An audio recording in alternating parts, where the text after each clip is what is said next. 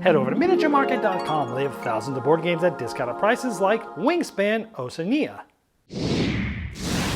Hello my friends, it's the Game Boy Geek here. Today we're going to be checking out all sorts of different birds again, but this time we're going to be going to a specific region of the world over by Australia and New Zealand, Oceania. Today we're taking a look at the next expansion for Wingspan, Oceania by Strohmeyer Games. Let me show you what this comes with, all the different mechanisms. I'll see you on the other side.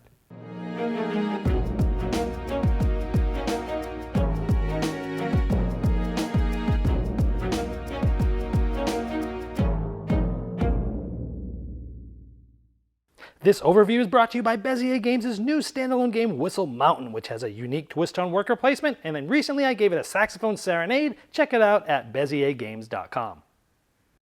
This expansion comes with more eggs in the yellow color for you, and it also comes with 5 new dice which highlight a new resource which works differently from the others. So let's talk about these new resources. It's called nectar, and when you take nectar you do it like normal. You take the die out of the tray, and you could take either one of these. In this case, if you take nectar, there's new tokens that have to do with nectar that you'd place in front of you.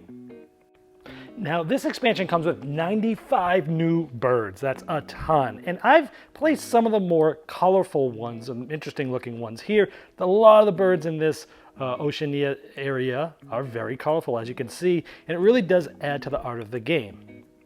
Now a couple things about this nectar. Some of the birds require specifically nectar to use as a resource to actually play those birds down on your mat.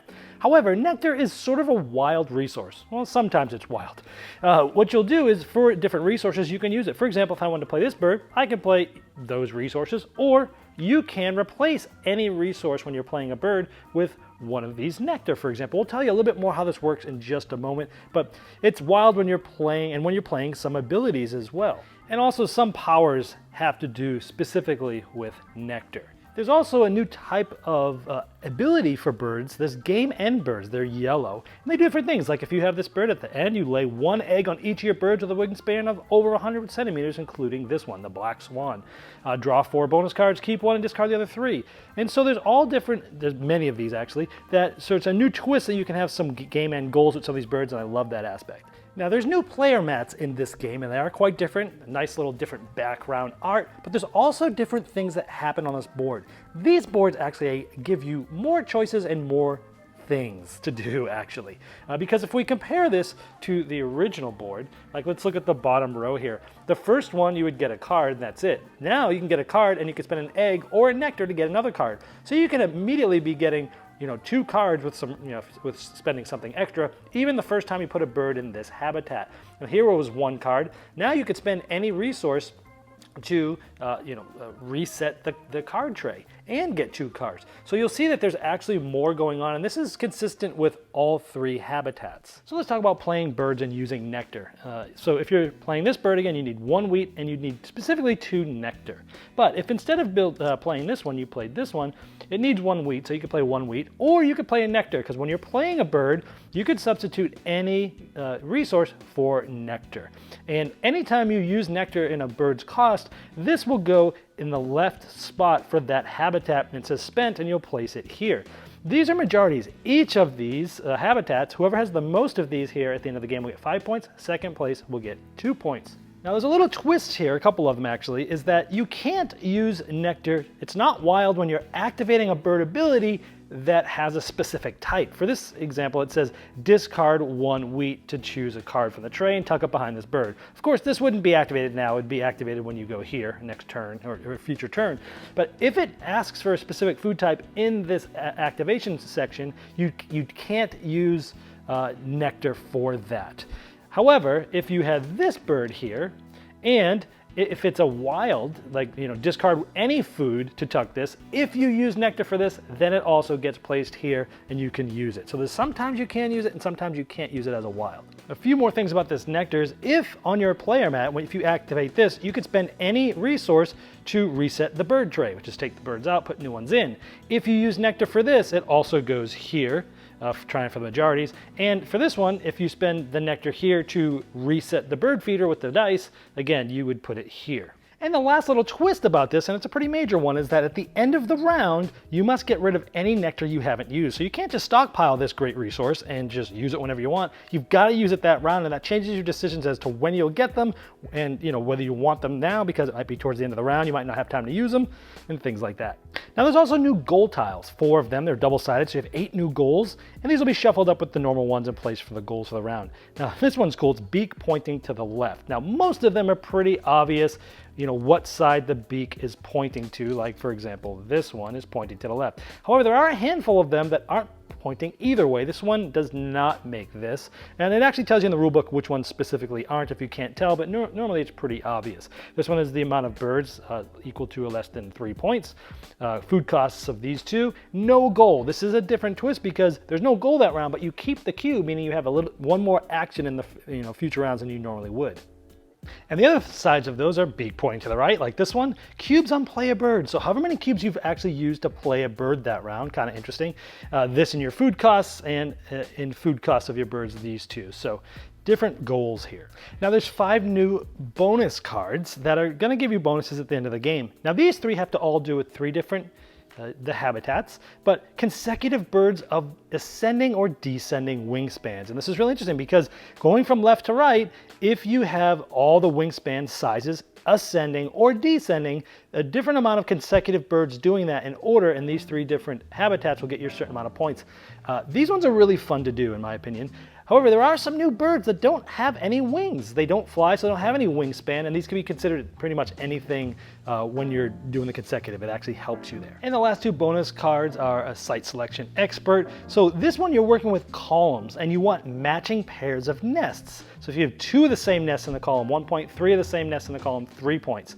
And this is sets of 4 different types. So you have those 4 different nest types and 1 or 2, so different bonuses there. And there's a new score pad that adds, the nectar on there as well. And as you probably would imagine, this expansion also comes with Automa Rules, the solo game with rules and cards.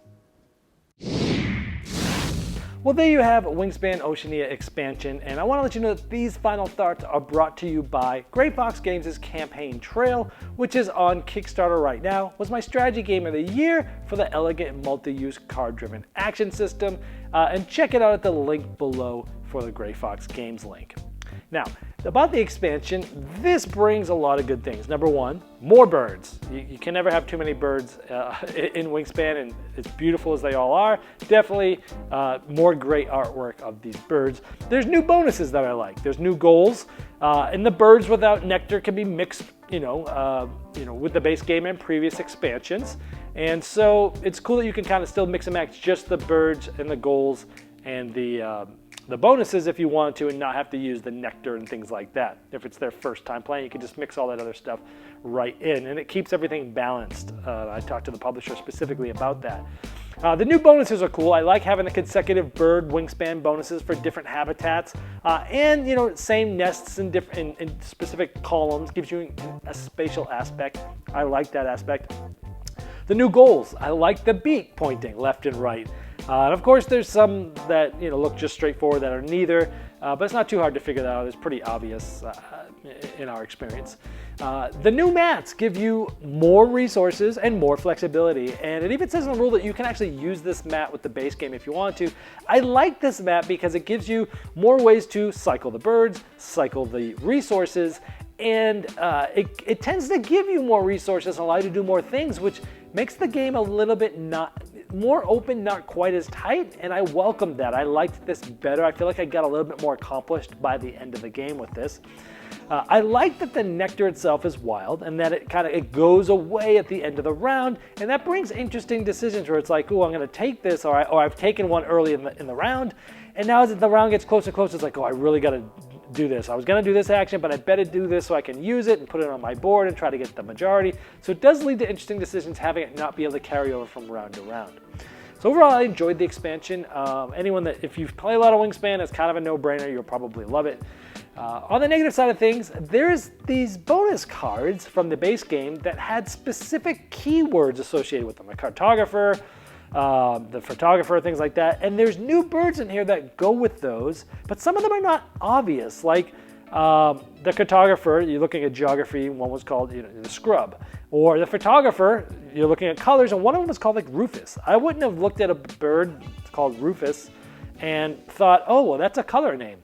They should have given us cards that they should have replaced the original cards with new cards that have all the new birds on there. Because some of these are not quite that obvious, but in the rule book, it's, again, you wouldn't even know to look for Rufus for color. At least I wouldn't. So I wish they should have included some replacement cards for that. The nectar is sometimes wild and sometimes not. It's wild when you pay for a bird with it, or when you use, any resource when you're activating ability, but not if you're activating it using a specific food type. And it's like, sometimes it is, sometimes it's not wild, and it's not necessarily intuitive as to why one would be wild and one wouldn't be. It's a little clunky there. I don't know. After you've played the game once, you know. But it's a little clunky to learn the first time, because it's like, wait a minute, it's wild when I do this, but not when I do this. Why? Obviously to make the game balance, but it doesn't make any sense, or it's not intuitive enough. So that was it. And then the last thing is, I would have liked to have seen a better way to track the nectar majorities, because you're looking around the different players. You're like, oh, in this habitat, I have 1, 2, 3. How many do you have over there? I can't quite see. Is it 3 or 4? 4. Okay. They should have just had a little track where you put your cube on there, and for one track for each of the 3 habitats. And when you use a nectar, instead of putting it on your board, you just would have moved up on a track. So you can clearly look and be like, okay, I'm going to lead for this. I'm down by 2 in this. I'm down by 1 in this.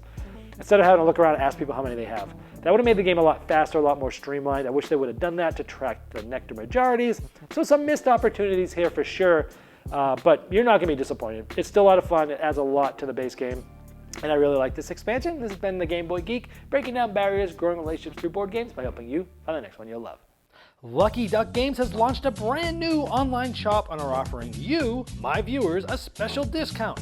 During checkout, use promo code GameBoyGeek10 and you'll save 10% on the price of your games. On the Lucky Ducks game shop, you'll find exciting new releases such as Tang Garden, which I recently reviewed, and the link is below, and It's a Wonderful World, as well as award-winning games like Chronicles of Crime, which is one of my favorite cooperative games of all time, and Vikings Gone Wild. So why not visit LuckyDuckGames.com now and find something new to play?